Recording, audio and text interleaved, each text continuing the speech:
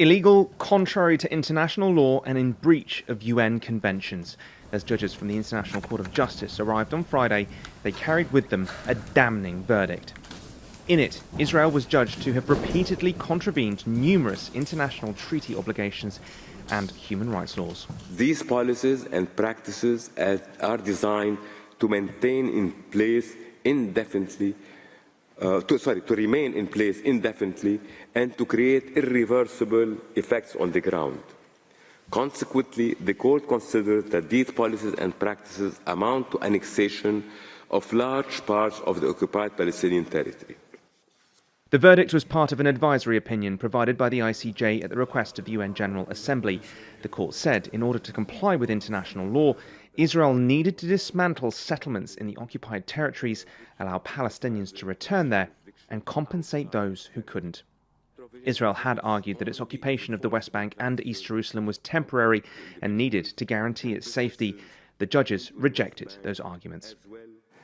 The nature of Israel's acts, including the fact that Israel frequently confiscates land following the demolition of Palestinian property for reallocation to Israeli settlements, indicates that its measures are not temporary in character.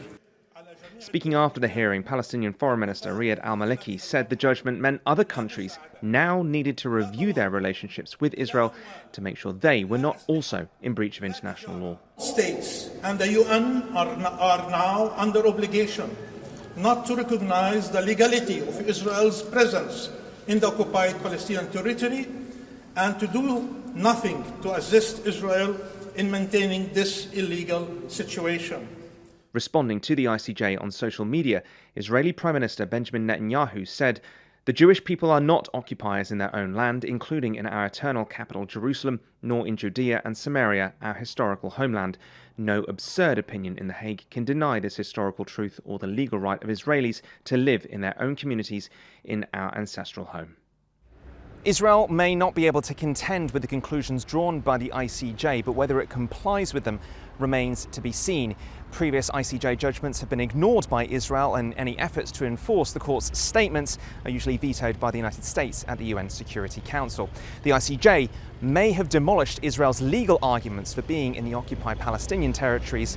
It may not change the reality for Palestinians there. Flynn, TRT World in The Hague.